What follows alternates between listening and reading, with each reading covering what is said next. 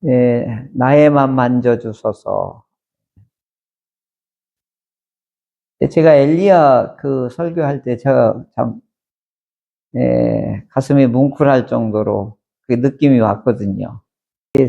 스킨십이라는 게 놀라운 치유의 역사가 있거든요. 그리고 마음을 훈훈하게 해주고 사람의 삶을 이렇게 변화시키는 그런 어마어마한 힘이 있습니다. 그 어렸을 때 막 열이 펄펄 끓을 때 할머니가 내 이마에다 손 얹고 아니면 물수건 갖고 이렇게 해주면 그것도 아직도 그게 환상이 아직도 남아있어요. 예. 오늘 그 부른 복음성가 보면 나에만 만져주소서. 만짐을 받은 사람들은 그 느낌을 알게 되는 것이죠. 절기를 좀 설명을 좀 하려고 그래요.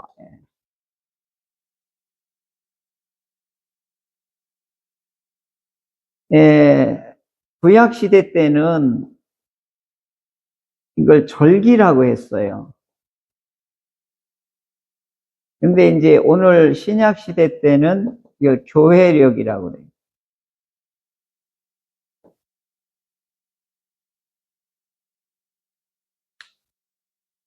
낮에도 설교 말씀을 드렸는데, 교회라고 하는 것은 성령으로 거듭난 사람들, 성령으로 믿게 된 사람들을 호칭해서 뭐라고 그랬다고 그랬죠? 이걸 교회라고 하는 거예요. 개개인의 호칭할 때는 믿는 사람이라고 해서 신자라고 하고, 또 하나님 편에서 보면 성도라고 그래요. 거룩한 사람들이다 이렇게 하고. 근데 이제 우리 새로운 용어가 이게 종교적으로 하나님과고 관계를 맺은 사람들을 교회라고 했던 거예요. 근데 안타까운 것은 우리 초기 선교사님들이나 신학자들이 이걸 만들어낼 언어가 없었어요. 단어가. 그러니까 유교적인 바탕 아래서 가르침을 받는 사람들의 무리라고 그렇게 한 게 교회가 된 거예요. 영생이라는 단어도 없었다고 그랬잖아요. 그러니까 뭐 도교의 언어를 빌려다가 오래 산다는 게 뭐예요? 장생 불사. 처음에는 그렇게 번역을 했었어요. 그러니까 이제 중요한 것은 이제 새로운 시대, 구약 시대 때는 이게 뭐냐면 이스라엘이라고 민족 공동체라고 부른 거예요. 구약 시대 때는. 그러면 신약 시대 때는 무슨 공동체냐면 신앙 공동체라고 부르는 거예요. 구약에서는 하나님의 율법, 그 다음에 하나님의 인격을, 그 다음에 언약을, 중요한 게 뭐냐면 기억하는 거예요. 이걸 기념하는 거예요. 이걸 섬기는 거예요. 이걸 잘하기 위해서 절기를 정해 주신 거예요. 가장 확실한 게 뭐냐면 명절로 정해주는 거예요. 명절로 정해주면 민족 전체가 동시에 똑같이 할 수가 있어요. 근데 이슬람 이 교도들은 우리처럼 이렇게 성경을 자세히, 교리를 자세히 하나도 안 해요. 하루에 몇 번만 하면 내 엉덩이 메카로 향해서 이것만 하면 되고, 이거 뒤집어 쓰고 딱 그것밖에 없어요. 근데 그들은 결속력이 대단하단 말이에요. 근데 이제 오늘 우리들은 배운 것도 많고, 가르친 것도 많고, 모인 것도 많고 했는데, 막상, 이렇게, 문제가 발생될 때는 모래알처럼 흩어진단 말이에요. 이게 뭐냐, 이거지. 그러니까, 이 절기, 이 교회력으로 단단하게 뭉치는 거, 이거 뭐냐면, 종교의 명절화예요. 대단한 메시지가 있어요. 그 결속력이 있고. 현재 오늘 우리들은 구약대로 절기를 지킬 수가 없으니까, 우리 대대로 기독교의 이 구약의 저 좋은 것을 오늘 우리식으로 새롭게 한번 제정한 게 뭐냐? 이게 이제 교회력인 거예요.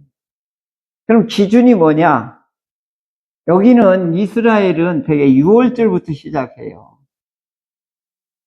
6월절이 기초가 돼, 여기서는. 어떻게 보면. 7월 1일도 있는데 더 중요한 건 6월절을 대단히 중요시 여겨요. 그런데 이제 우리 교회역에서는 어디를 제일 중요시 여기냐? 성탄절이에요. 그리고 성탄절을 준비하기 위해서 여기서 1번, 2번, 3번, 4번, 4주간을 성탄을 잘 준비하자고 대림이라고 한 거예요. 임하는 걸 맞이하기를 준비한다. 그래서 이것도 한자 표현이거든요. 지금 현재 우리가 여기 또 두 번째까지 현재 오늘 이게 지낸 거예요. 이제 성탄절이 우리는 교회력의 출발로 보는 거예요. 그래서 이제 이렇게 해서 이제 주연절이 오고 예수님이 세례받은 날도 오고, 그런데 또 우리는 또 그런 것들을 크게, 제일 크게 보는 게 뭐죠? 예? 부활절이라는. 예. 그리고, 이 부활절 이후에 50일 지나가면 뭐죠? 맥주? 예. 이렇게 지내는 거예요. 그 다음에, 한 11월 셋째 주 하면 뭐죠? 추수? 예. 이렇게, 추수감사절은 바로 이제 뭐가 시작되는 거죠? 이제 대림절로 이렇게 시작이 돼요. 이게 1년 단위로 이렇게 중간중간에다가, 이렇게 해서 명절을 지내듯이 하는데, 제일 중요한 게 여기는 구약에는 뭘 중심으로 한다고 그랬죠? 예. 그런데 그 내용이 뭘 가운데다 두는 거죠? 율법이에요, 율법. 근데 우리 교회력에서는 여기 흘러가는 중심이 뭐죠? 누구죠? 예수님이란 말이에요. 예수님의 일대기를 이렇게 놓고서 이렇게 보는 거죠. 이게 이제 그래서 제가 주부에다가 광고 같지만 사서 이게 제 교육적인 목적으로 대림절이 뭔지, 왜 그걸 해야 되는지를 짧지만 이제 그렇게 한 건데, 바로 우리는 예수님을 중심으로 해서 1년 사이클이 이렇게 돌아가는 겁니다. 그래서 우리가 대림절을 지금 지내가고 있는 거죠. 그래서 칼라로 이제 우리 예전의 색깔을 이제 상징으로 이렇게 딱 보면 알 수 있도록 하기 위해서 대림절일 때는 이 스톨을 칼라로 해서 이게 보여주는 건데, 무슨 색이었죠? 하보라 아니에요? 보라. 보라는 이렇게 기다림을 이렇게 나타내는 거고. 그래서 이제 이 스톨, 제가 이렇게 목사 예복을 입고 하는 얘기는 뭐냐? 이게 성례 집회권과 축복권, 말씀 선포권을 나타내는 거예요. 이제 이런 것들이 우리 예전에서 이렇게 이제 정한 거예요. 하도 옛날 양복 입고 청바지 입고 가니까 처음에는 이게 굉장히 좋았어요. 권위주의 같은 거, 종교적인 뭐 근엄한 거, 이런 걸 뭐 좀 떨쳐보자. 처음 온 사람이 뭘 하냐. 숨 막힌다. 그래서 빌 하이벨스나 리고렌 같은 분들이 그냥 청바지 입고 올라갔어요. 우리나라 교회도 그걸 막 쫓아가가지고 다 했어요. 그 후유증이 어마어마한데 우리의 종교의 신성성이 다 떨어져 버린 거예요. 그게 뭐냐면 이슬람은 꼭 이거 하는 거 있잖아요. 유대인들을 딱 이 머리 쓰고 여기 숄더 겉옷 입고 하는 거 다 있어요.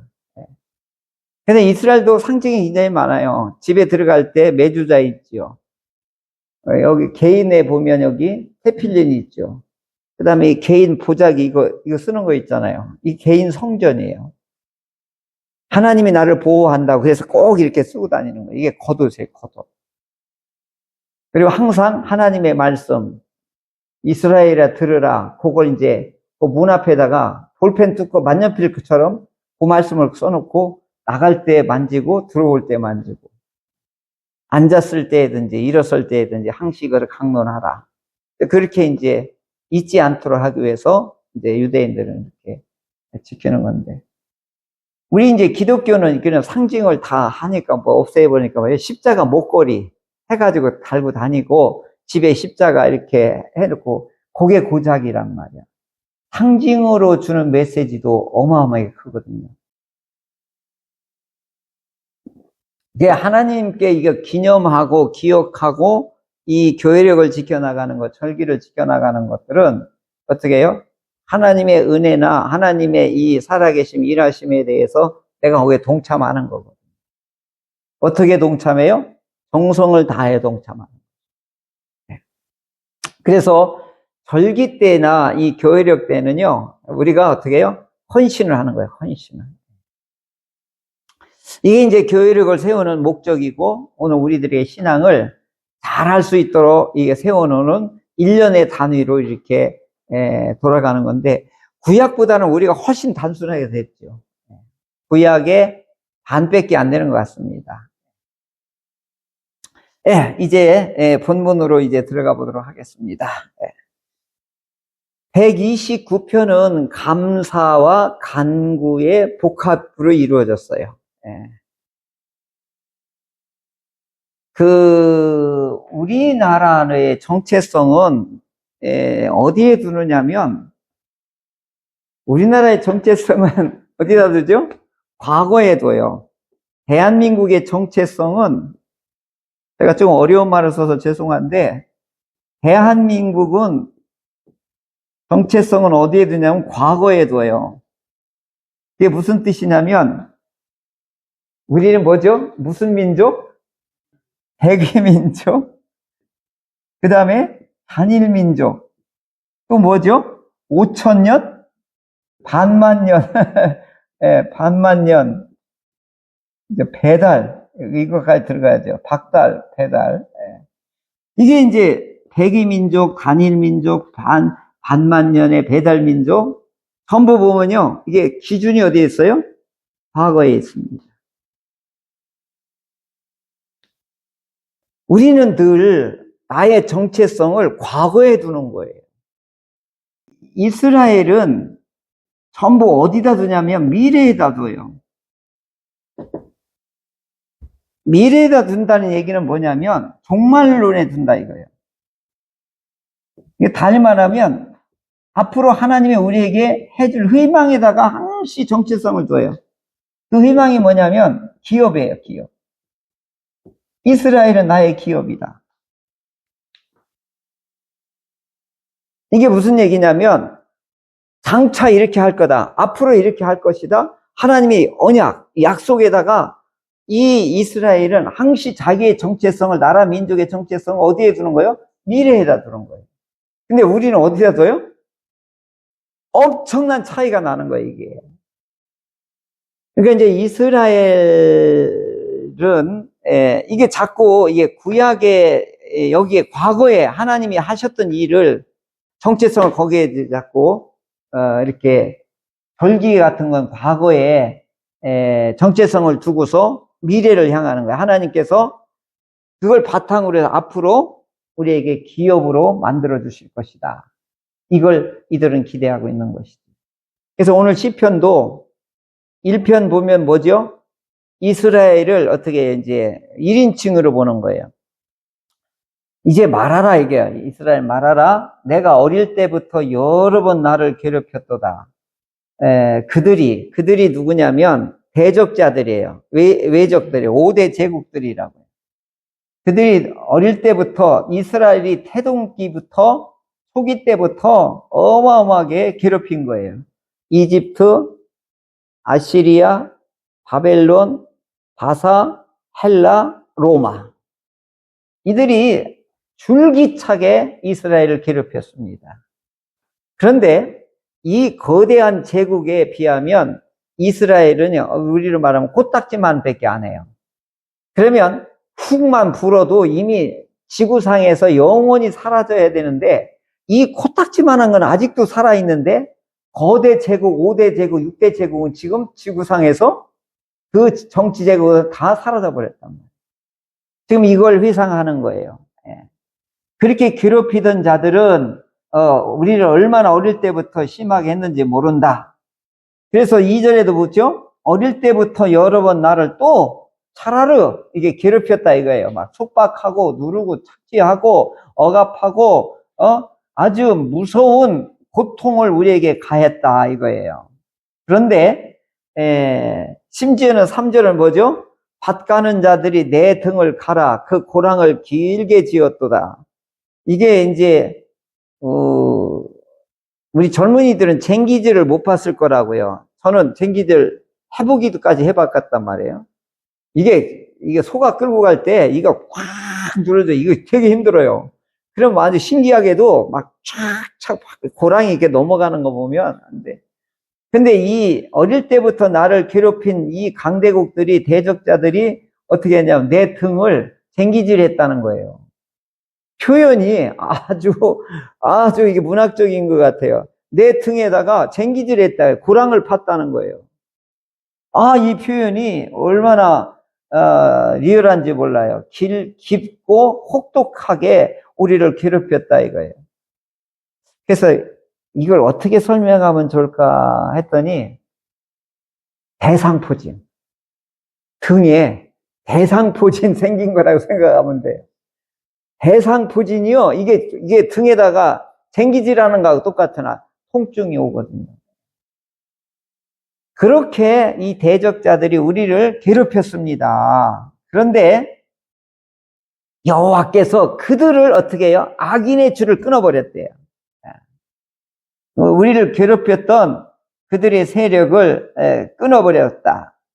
그리고 그들은 시온, 이스라엘을 미워하는 자들인데 수치를 당하여 물러가라! 막 이렇게까지 지금 간구하고 있습니다.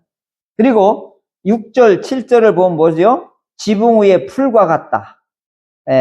자라기도 전에 말라서 다 비틀어질 것이다. 이런 것은 베는 자의 손과 묶는 자의 품에 추수하는 자의 어떻게 된다?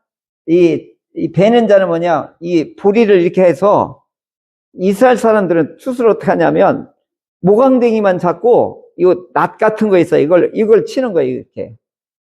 그리고 이제 그 밀 같은 건 밑둥아리를 쳐서 이게 단을 묶어가지고 차곡차곡 싸는 거예요. 그러니까 이게 추수하는 모습이라고요. 그러니까 지붕 위의 풀은 어떻게 해요? 낳자마자 옥상에 있는 그 풀이 갱신히 생명을 유지하려다가 햇빛 나면 바로 타서 죽어버리잖아요. 그들이 괴롭혔지만 그렇게 없어질 것이고, 그 다음에 추수하는 자의 하나님의 손에 의해서 댕강댕강 목이 날아나갈 것이다. 그러면서 8절은 뭐라고 그러죠?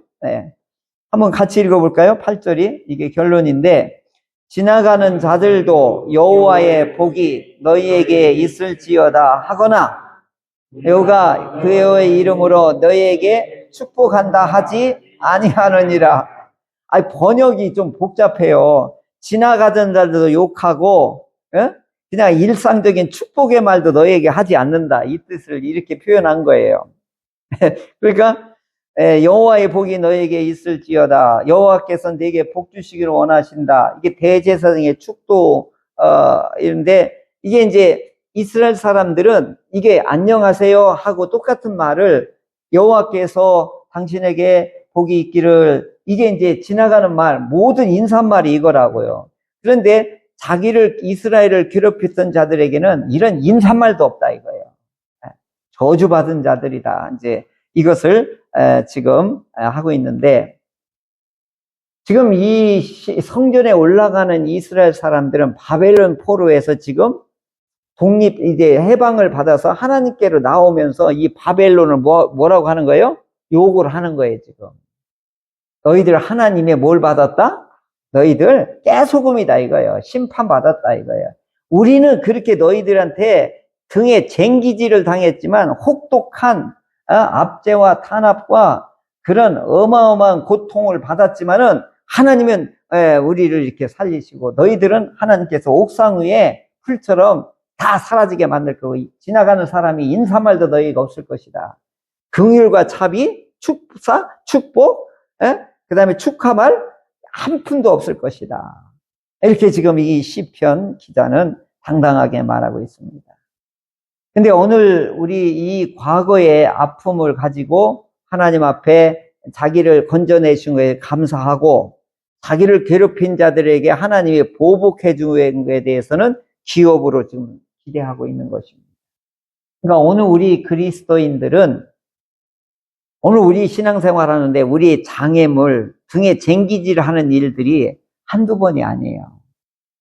그럴 때 우리가 주저앉지 말고 원망, 불평, 복수, 미움, 악의 씨 이런 걸로 뿌리지 말고 어떻게 해요?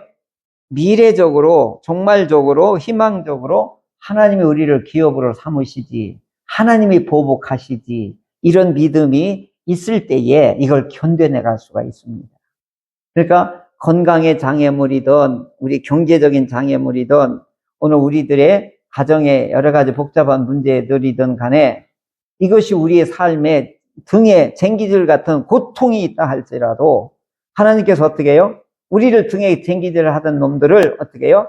옥상의 풀처럼 한순간에 다 말라버린 것처럼 하나님이 하시기 때문에 오늘 우리는 그 하나님의 그 신실하심을 우리가 굳게 믿고 우리가 이 신앙생활에 오늘 우리들의 입장에서 하나님의 말씀에 기업으로 삼아주시는 희망과 미래에 이루어지실 하나님의 언약의 말씀에 기초하여 우리도 이길 수가 있습니다.